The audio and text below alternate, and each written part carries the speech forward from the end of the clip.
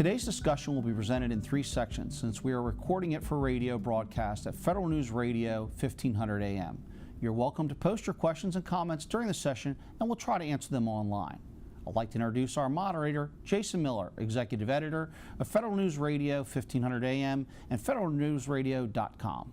Welcome to the discussion. My guests today are Jay Huey, the Cloud Portfolio Director at the Technology Transformation Service in the General Services Administration, Todd Myers, the Automation Lead CIOT at the National Geospatial Intelligence Agency, Ben Bergerson, the CIO and Senior Agency Official for Cyber Risk Management at the U.S. Trade and Development Agency, and Bill Rowan, the Vice President of Federal Sales for VMware.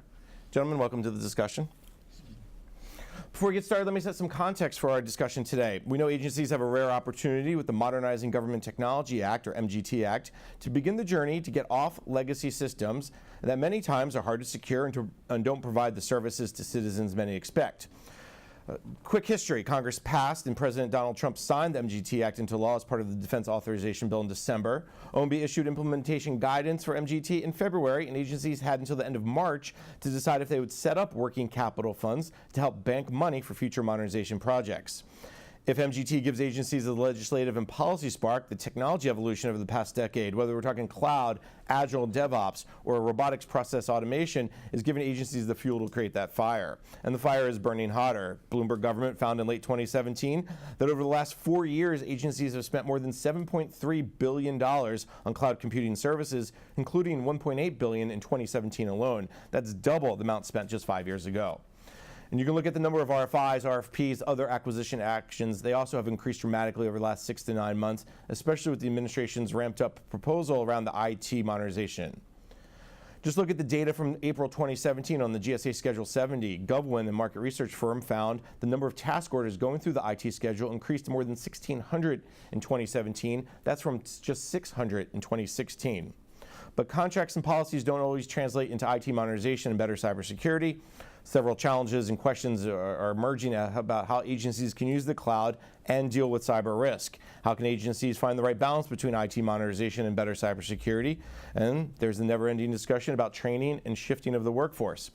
So with that context in place, let's turn to our panel. Todd, I'm going to start with you since you happen to be to my left. Cloud computing, the strategy around it, NGA is probably out in front, and there's several reasons why. So let's discuss your strategy around cloud and where does hybrid fit into this discussion? Thanks. We've been working on this cloud migration activity for probably 2.5 years at the agency, identifying major programs and identifying the approach to think about legacy transition to cloud native deployments in primarily C2S, Amazon's high-side environment, as well as the unclassified UC2S, what we refer. So we have 2 locations, C2S high side and UC2S low side, that we've been developing and deploying 100% DevOps pipelines to transition and then start from fresh when it's appropriate, different programs and activities to take full advantage of the cloud native activities. Capabilities. When you talk about the 2 different classified and classified, are you guys mostly in one or the other right now? Is the strategy leans? We made a decision to be 100% unclassified DevOps and bring that code up to the high side so that we don't have to we don't want to go down the path of having anything boutique with respect to regular DevOps pipelines because they're not unique on different domains. It's just the data that makes it. Meaning that as you are doing DevOps, and moving to the cloud, everything that's unclassified could be moved easily to the classified side if need be? We refer to those as primitive frameworks that are repeatable practice on the high side, yes. So the process area.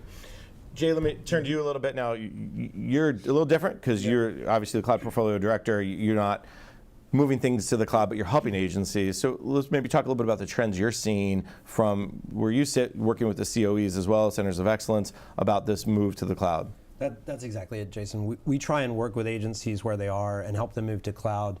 And I think what we've seen from the FedRAMP process is that fundamentally what cloud was is no longer what it is. It's sort of like agencies were playing baseball and the game changed and now they're playing hockey, right? We're seeing the shift to hybrid. We have specialized services that just do surveys, right, or do data analysis. Some cloud services just send SMS text messages or do phone trees. And so that model that agencies had in their mind of lifting and shifting a data center into the cloud has sort of been blown apart in a brave new world of a hybrid environment. I love what Todd talked about, which is developing the code sort of in a lower class environment, even if that's off-prem or in a contractor system. Right? That code can walk across the fence and be deployed in a production environment that's kept up to speed. And that's fundamentally what partners like VMware do, right? They don't build in the agency's data center environment, but they bring it in, provide a high quality solution. And so that's kind of the shifts that we've started to see. Do you get a sense of why this shift happened? Why we started off playing basketball and now we're playing hockey? I think it was really driven by market demand. I mean, vendors specialize. That's what we kind of do with American Innovation, is build the best capability that we can. We innovate, and so that market differentiation drove some of these tools to be really good at log management, right? Or just alerting your system administrators that something's down. I mean, we have dedicated tools that just do that, and never before would we have thought that was possible. But it's through that specialization that we've really seen the advances and the acceleration come.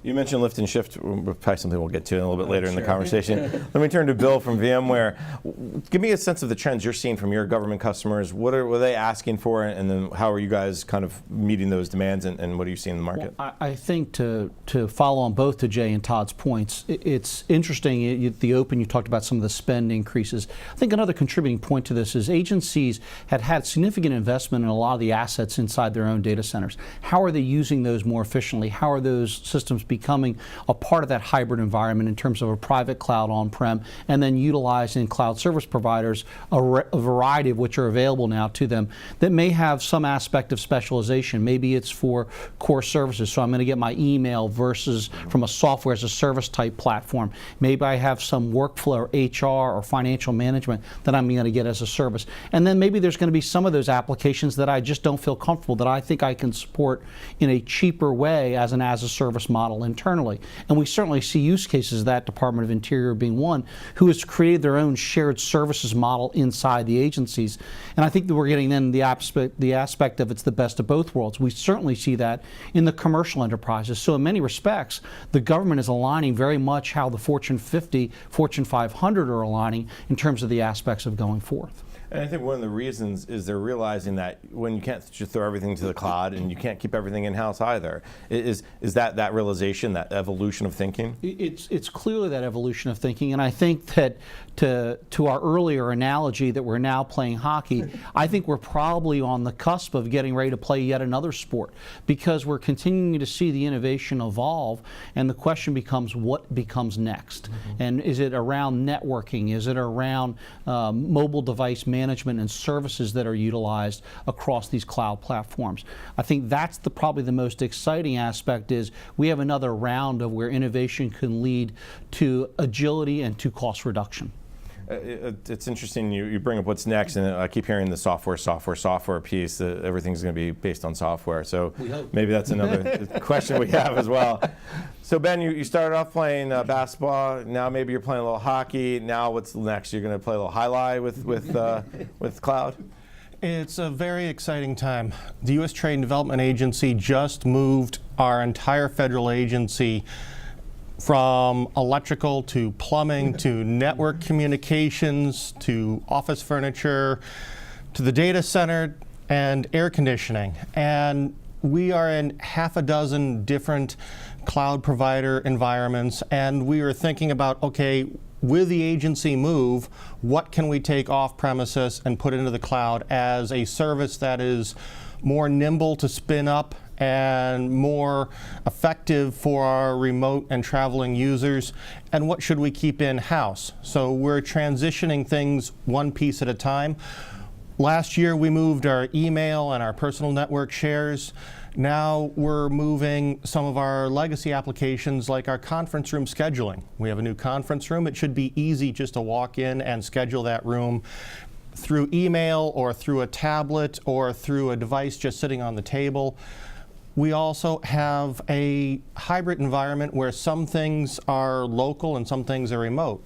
We back up our systems locally, but then we store the backup images in a cloud provider.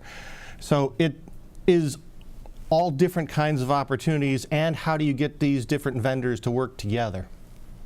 And I think that's the key here. How do you do that, right? Because when you have your email over here, but you have this other mission critical piece over here, and they do need to talk sometimes, or there's conferencing room. It's not just a silo in and of itself.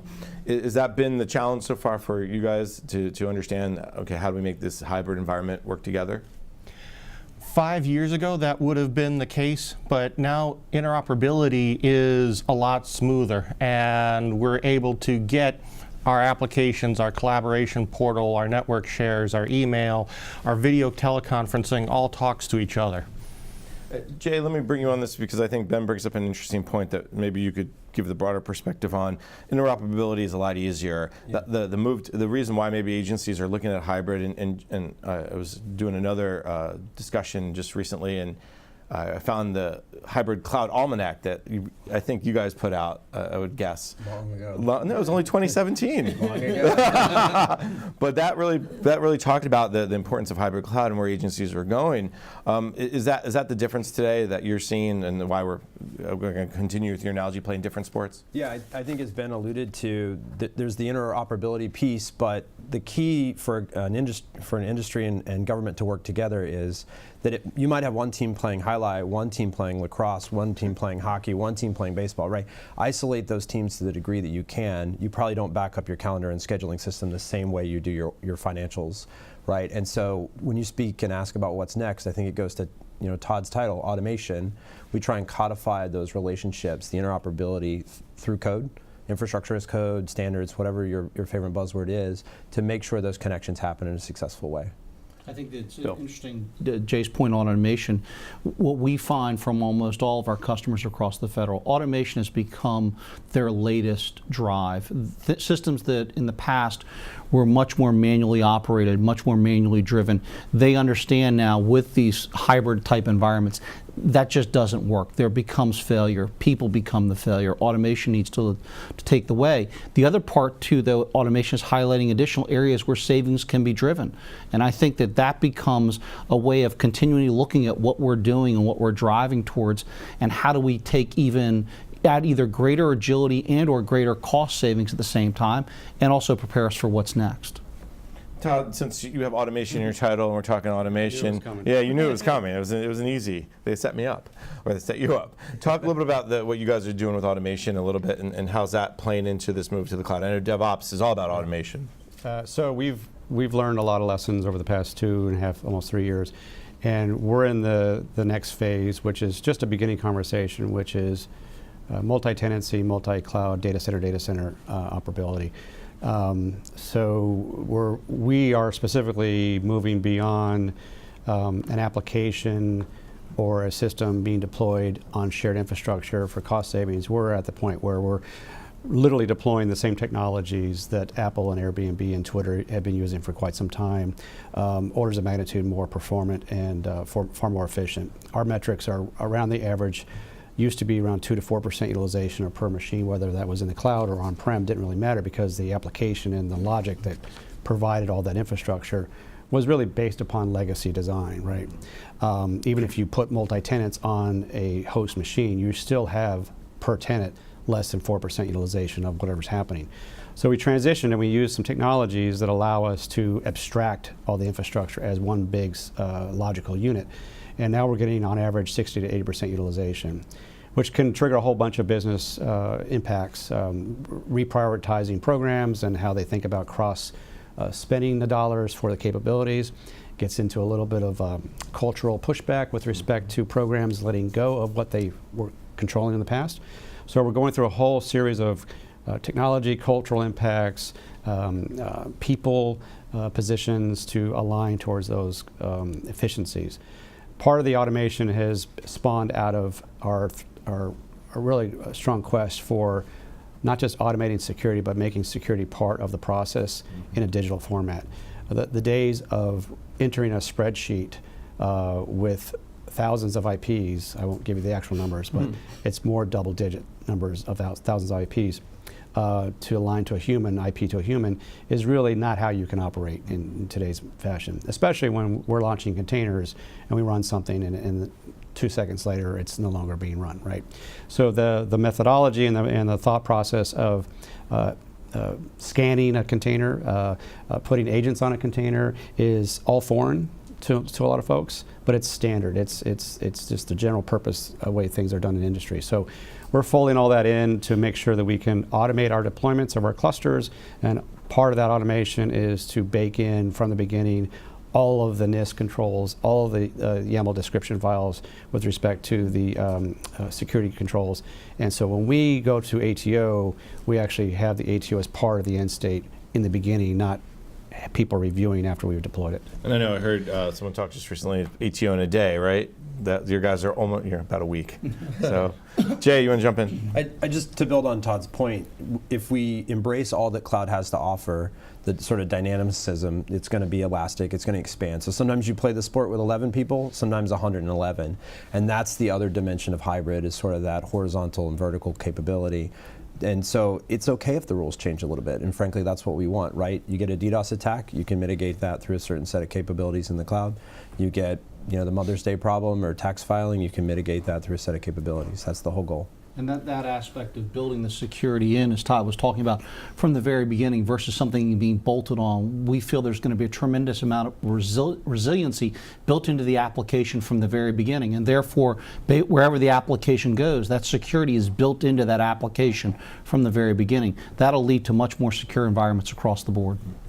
And I think, and you guys bring up two very important points: the security side, which takes us back to the IT modernization discussion, but also the flexibility, which again, as you talked about, whether it's a DDoS attack or an IRS filing day, you're going to have these ebbs and flows. So let's take a quick break. When we come back, we can delve into a little security, a little more IT modernization. You're listening to the panel discussion, Agency Handbook on Cyber and the Hybrid Cloud, sponsored by VMware on federalnewsradio.com and 1500 AM.